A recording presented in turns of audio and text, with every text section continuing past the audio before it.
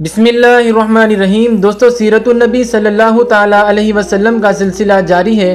پچھلی ویڈیو میں ہم نے جانا تھا کہ حضور صلی اللہ تعالیٰ علیہ وسلم کو نبوت کب ملی تھی، آپ کو نبی کب بنایا گیا تھا، اور اسی کے ساتھ ساتھ حضور صلی اللہ تعالیٰ علیہ وسلم کے والدین کا نام اور ان کی وفات کب ہوئی تھی، اور آپ صلی اللہ تعالیٰ علیہ وسلم کے والدین کی وفات کے بعد آپ کی پرورش آپ کے دادا حضرت عبد المطلب نے کی تھی۔ یہ ساری باتیں ہم نے اپنی پچھلی ویڈیو میں جانی تھی۔ جو لوگ ہماری پچھلی ویڈیو نہیں دیکھے، ہمارے اس چینل پر جا کر وہ ویڈیو دیکھ سکتے ہیں، اور ہمارے اس چینل کو سبسکرائب ضرور کر لیں تاکہ آنے والی مزید ویڈیو آپ تک پہنچ سکے۔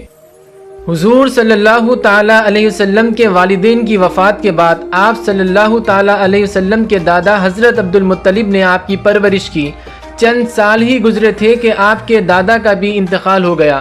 پھر اس کے بعد آپ کی پرورش آپ کے چچا حضرت ابو طالب نے کی، جو کہ آپ سے بے انتہا محبت کرتے اور آپ سے بے انتہا پیار کرتے، جو کہ حضرت علی رضی اللہ تعالیٰ عنہ کے والد بھی ہے۔ حضور صلی اللہ تعالیٰ علیہ وسلم جب حضرت ابو طالب کی سرپرستی میں گئے تو حضرت ابو طالب بے انتہا محبت کرتے اور آپ کی بہت اچھے سے پرورش بھی کی۔ دوستوں، بات کرتے ہیں حضور صلی اللہ تعالیٰ علیہ وسلم کے ان معجزات کے بارے میں جو نہ صرف حضرت دائی حلیمہ رضی اللہ تعالیٰ عنہ نے اپنی آنکھوں سے دیکھا، بلکہ اس وقت رہنے والے تمام لوگوں نے اپنی آنکھوں سے دیکھا۔ حضور صلی اللہ تعالیٰ علیہ وسلم کی ولادت سے پہلے ہر طرف اندھیرا ہی اندھیرا تھا، ظلم عام تھا، جاہلیت عروج پر تھی اور کفر ہر طرف پھیلا ہوا تھا۔ حضور صلی اللہ تعالیٰ علیہ وسلم جب اس دنیا میں تشریف لائے تو آپ کے چہرے مبارک سے ایک ایسی روشنی نکلی کہ ساری دنیا میں روشنی ہی روشنی ہو گئی اور جاہلیت ختم ہونے لگی۔ اور حضور صلی اللہ تعالیٰ علیہ وسلم کے والدہ بی بی آمینہ رضی اللہ تعالیٰ عنہ فرماتی ہے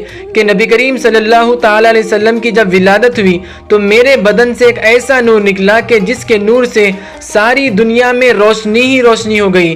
میں مکہ مکرمہ میں بیٹھی تھی اور مجھے ملک شام کے محلات نظر آنے لگے۔ یہ میرے نبی کریم صلی اللہ تعالیٰ علیہ وسلم کا معجزہ ہے۔ حضرت عائشہ صدیقہ رضی اللہ تعالیٰ عنہ ارشاد فرماتی ہیں، ایک دن میں اپنے حجرے میں سوئی سے کچھ سی رہی تھی، اچانک میرے ہاتھ سے سوئی نیچے گر جاتی ہے اور دیا میں تیل کم ہونے کی وجہ سے دیا بھی بجھ جاتا ہے اور اندھیرا ہو جاتا ہے۔ نبی کریم صلی اللہ تعالیٰ علیہ وسلم اسی وقت جب کمرے میں آتے اور آپ صلی اللہ تعالیٰ علیہ وسلم جب مسکراتے ہیں، آپ کی مسکراہٹ سے کمرے میں ایسی روشنی ہوتی کہ حضرت عائشہ صدیقہ رضی اللہ تعالیٰ عنہ فرماتی ہے کہ مجھے میری کھوئی ہوئی سوئی بھی مل گئی۔ یہ بھی میرے نبی کریم صلی اللہ تعالیٰ علیہ وسلم کا معجزہ ہے۔ دوستو، ویسے تو ہر نبی کو اللہ تعالیٰ نے کچھ نہ کچھ معجزات عطا کیے۔ حضرت ابراہیم علیہ السلام کو جب آگ میں ڈالا گیا تھا تو آگ ٹھنڈی ہو گئی تھی، یہ حضرت ابراہیم علیہ السلام کا معجزہ تھا۔ حضرت موسیٰ علیہ السلام کو ایک ایسی لکڑی عطا کی تھی جب وہ زمین پہ ڈالتے تو وہ سانپ بن جاتی، اور انہیں یہ بھی معجزہ عطا کیا گیا تھا کہ آپ جب بھی جاتے اللہ تعالیٰ سے ڈائریکٹ بات کیا کرتے۔ اور حضرت عیسیٰ علیہ السلام کو ایک ایسا معجزہ عطا کیا تھا کہ وہ مردے کو اگر ٹھوکر مارتے تو اللہ کے حکم سے وہ زندہ ہو جاتا۔ لیکن جب نبی کریم صلی اللہ تعالیٰ علیہ وسلم کی بات آئی تو اللہ رب العزت نے انہیں چند معجزات نہیں بلکہ بہت سارے معجزات عطا کیے۔ جیسا کہ آپ صلی اللہ تعالیٰ علیہ وسلم راستے سے گزرتے تو پہاڑ آپ پر درود و سلام پڑھتے اور ابر ہمیشہ آپ پر سایہ کرتا، اور بند مٹھی میں کنکر آپ کی گواہی دیتے، اور آپ کے انگلی کے اشارے سے چاند شق ہو جاتا اور وہی انگلی کے اشارے سے ڈوبا ہوا سورج پلٹ آتا، اور کئی معجزات اللہ رب العزت نے حضور صلی اللہ تعالیٰ علیہ وسلم کو عطا کیے۔